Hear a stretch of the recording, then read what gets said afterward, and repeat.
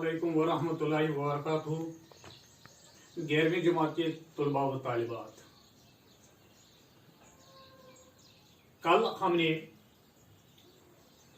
गुदड़ी का लाल नूर खान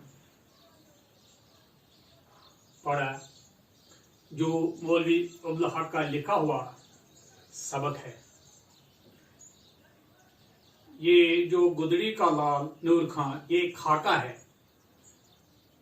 खाका उस नसरी तहरीर को कहते हैं जिसमें किसी शख्सियत के नकूश उस तरह उभारे जाए कि उसकी खूबियां और खामियां दोनों उजागर हो। आज मैं इसी मौजू को जारी रखता हूं। न मालूम कर्नल था या दूसरा कोई अफसर, जब मुलाजमत से कतई ताल्लुक करके जाने लगा तो इसने एक सोने की घड़ी, एक उम्दा बंदूक और 500 रुपये नकद बतौर शुक्राने के खान साहब को दिए। खान साहब ने लेने से इनकार किया और इसकी बीवी ने बतेरा असरार किया, मगर उन्होंने सिवाय बंदूक के दूसरी कोई चीज न ली और बाकी सब चीजें वापस कर दी। कर्नल सेटवार्ट भी, जो हंगोली छावनी के कमांडिंग अफसर थे, उन पर बहुत मेहरबान थे और सारे के शरीफ अंग्रेजों से कहा करते थे कि हमारे बाद अंग्रेज अफसर तुमको बहुत नुकसान पहुंचाएंगे। वो इनकी रवैये से खुश न थे और खुश क्यों कर होते, खुशामद से उन्हें चढ़ती और गुलामाना अतात आती नहीं थी। ये आपके लिए नया अल्फाज है, खुशामद, नए अल्फाज, खुशामद।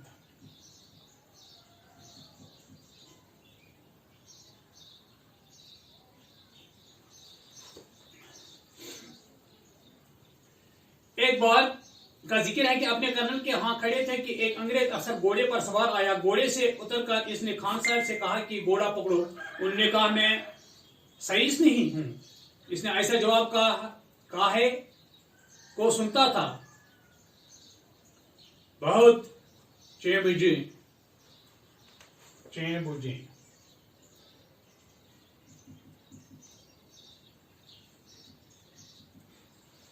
बहुत चैन बुझे हुआ, मगर क्या करता। आखिर बार दरख्ती की एक शाख से अटका कर अंदर चला गया। बाघ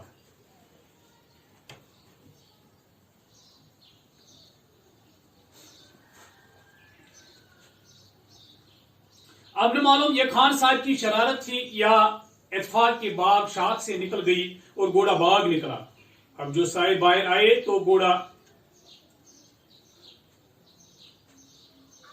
नदारत बहुत झंझलाया, बड़ी मुश्किल से तलाश करके पकड़वाया तो जगह जगह से जख्मी पाया। इसने कर्नल साहब से खान साहब की बहुत शिकायत की। मालूम नहीं कर्नल ने इस अंग्रेज को क्या जवाब दिया, लेकिन वो खान साहब से बहुत खुश हुआ और कहा तुमने खूब किया। खान साहब ने जब यह रंग देखा तो खैर इसी में समझी कि किसी तरह वजीफा लेकर अलग हो जाएं। वो बीमार बन गए और अस्पताल में रुजू हुए। कर्नल सेटवार्ट ने डॉक्टर से कहकर उनकी मदद दी और इस तरह वो कुछ दिनों बाद डॉक्टर की रिपोर्ट पर वजीफा लेकर फौजी मुलाजमत से सबदोश हो गई। सच है, इंसान की बुराइयां ही इसकी तबाही का बायस नहीं होती हैं, बायस औकात इसकी खूबियां भी इसे ले डूबती हैं। कर्नल सेटवार्ट ने बहुत चाहा कि वो मिस्टर हिंगन नाजिम पुलिस से सिफारिश करके उन्हें एक अच्छा ओहदा दिला दें, मगर खान साहब ने इसे कबूल नहीं किया और कहा कि अब मैं अपने वतन दौलताबाद में ही रहना चाहता हूं। अगर आप सूबेदार साहिब औरंगाबाद से सिफारिश फरमा दें तो बहुत अच्छा हो। कर्नल साहिब बहुत असरार करते रहे कि देखो तुम्हें पुलिस में बहुत अच्छी खिदमत मिल जाएगी, इनकार न करो, मगर ये न माने। आखिर मजबूर होकर नवाब मुक्तदर जंग बहादुर सूबेदार सूबा औरंगाबाद से सिफारिश की। सूबेदार साहिब की इनायत से वो किला दौलताबाद की जमीयत के जमादार हो गए और बहुत खुश हुए। जमादार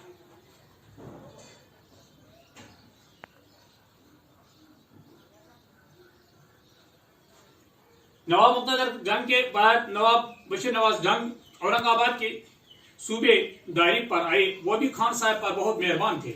इसी जमाने में लॉर्ड कर्जन वायसराय दौलताबाद तशरीफ लाए। खान साहब ने सलामी देने की तैयारी की, कई तोपें साथ साथ रखकर सलामी देना शुरू की। लॉर्ड कर्जन घड़ी निकाल कर देख रहे थे। जब सलामी खत्म हुई तो नवाब साहब से खान साहब की तारीफ की। सलामी ऐसे कायदे और अंदाजे से दे दी कि 1 सेकंड का फर्क न होने पाया। नवाब साहब ने इसका तज़किरा खान साहब से किया और कहा कि मियाँ अब तुम्हारी खैर नहीं मालूम होती। लॉर्ड कर्जन जब किला के ऊपर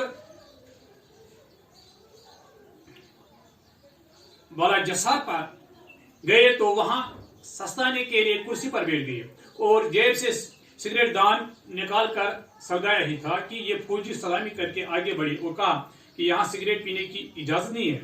लॉर्ड कर्जन ने जलता हुआ सिगरेट नीचे फेंक दिया और जूते से रगड़ डाला। यह हरकत देखकर नवाब बशीर नवाज जंग बहादुर और दूसरे ओहदेदारान का रंग फिक हो गया।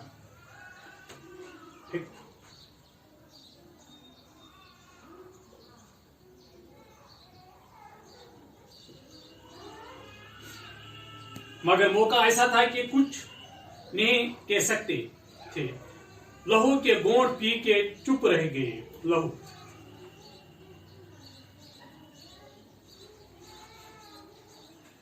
बैग ने बहुत ले दे की, मगर अब क्या हो सकता था। खान साहब ने कायदे की पूरी पाबंदी की थी, इस पर चूं चरा की गुंजाइश नहीं थी। अब इसे इत्तेफाक कहे या खान साहब की तकदीर के लॉर्ड कर्जन ने जाने के बाद फाइनेंस की मुतमदी के लिए मिस्टर वाकर का इंतखाब किया।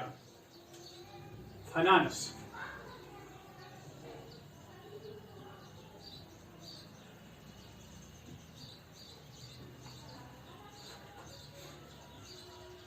रियासत के माली की हालत इस जमाने में बहुत खराब थी।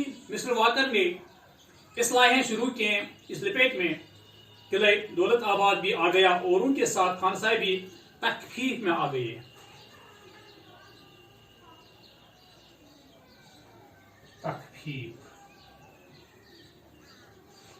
दौलताबाद में उनकी कुछ जमीन थी, इसमें बाग लगाना शुरू कर दिया। मिस्टर वाकर दौरे पर दौलताबाद आए तो एक रोज टहलते टहलते इनके बाग में आ पहुंचे। खान साहब बेटे घास खड़प रहे थे। मिस्टर वाकर को आते देखा तो उठकर सलाम किया, पूछा क्या हाल है। कहने लगे आपकी जान व माल को दुआ देता हूँ, आपकी बदौलत घास खोदने की नौबत आ गई है।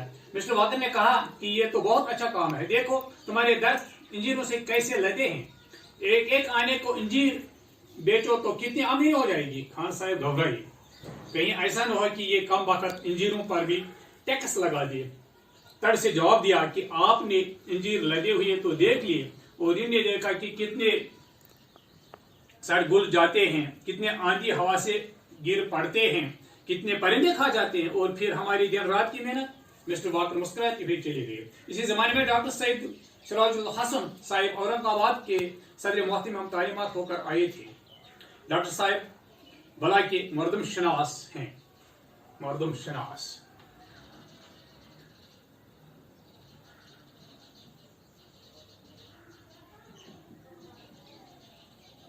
मर्दम शनास हैं। थोड़ी ही देर में और चंद बातों में आदमी ऐसा परख लेते कि हैरत होती है, फिर जैसा वो आदमी को समझते हैं वैसा ही निकलता है। कभी खता तो होते नहीं देखी। डॉक्टर साहब ऐसे काबिल जौहरों की तलाश में रहते थे। फौरन खान साहब को अपने साए आतिफत में ले लिया। डॉक्टर साहब का बर्ताव उनसे बहुत शरीफाना और दोस्ताना था। नवाब बरजोर जंग इस जमाने में सूबेदार थे। अकबरा का बाग उनकी निगरानी में था। डॉक्टर साहब ने सिफारिश करके बाग से 5 रुपये माहाना अलाउंस मुकर्रर करवाया। नवाब बरजोर जंग के पास एक घोड़ा था, वो इसे बेचना चाहते थे। कलम में कहीं इसका जिक्र आया।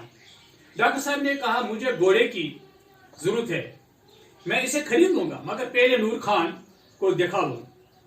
वहां से आकर डॉक्टर साहब ने खान साहब से यह वाक़ा बयान किया और कहा कि भाई इस घोड़े को देखाओ, कोई ऐब तो नहीं। खान साहब ने कहा आपने गजब किया, मेरा नाम ले दिया, घोड़े में कोई ऐब होगा तो मैं छुपाऊंगा नहीं।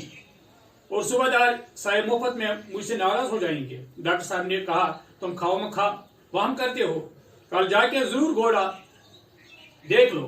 खान साहब घोड़ा नस्ल का तो अच्छा था, मगर 5 शरी ऐब मौजूद थे। उन्होंने साफ साफ आके कह दिया और डॉक्टर साहब ने खरीदने से इनकार कर दिया। सूबेदार आग बगोला हो गए और दूसरे रोज मकबरे में आए और बाग का रजिस्टर मंगवाया और नूर खान के नाम पर इसी रोज से कलम खींचा कि अगर हरफों और लफ्जों में जान होती, इसी जोर से कलम खींचा कि अगर हरफों और लफ्जों में जान होती तो वो बलबला उठते। डॉक्टर साहब को मालूम हुआ तो बहुत अफसोस किया, मगर उन्होंने इसकी तलाखी कर दी। ये सुनकर सूबेदार साहब और भी जंजलाए।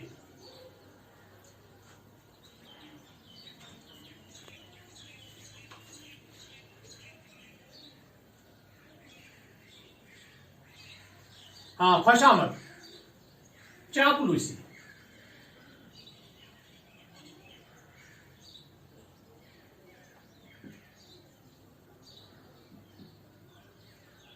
झूठी तारीफ।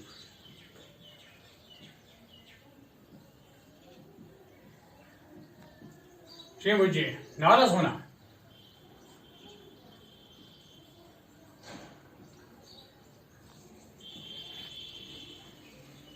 बात लगाम।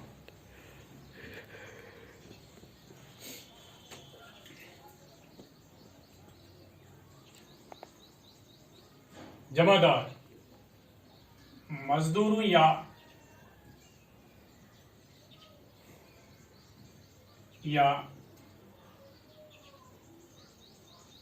एक ग्रुप से काम लेना। एक फौजी ओहदा भी है, एक फौजी ओहदा, या से यही मतलब है, एक फौजी ओहदा।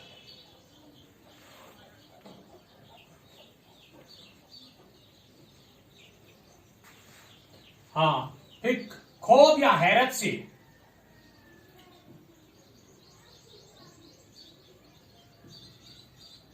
हैरत से चेहरा सफेद होना।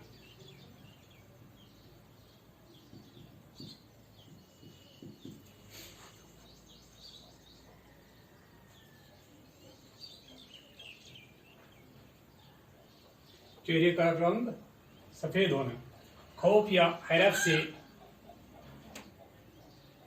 चेहरे का रंग सफेद होना। लहू, खून।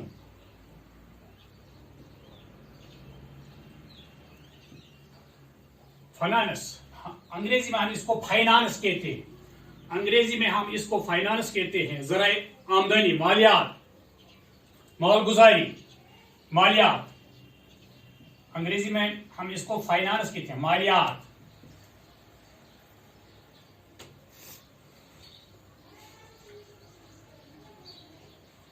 हाँ, मर्दम शनास,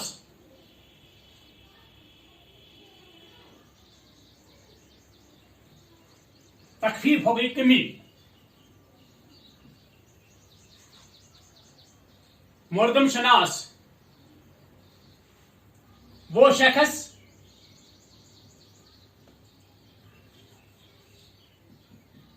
जो आदमियों की अहलियत और काबिलियत को जांच ले।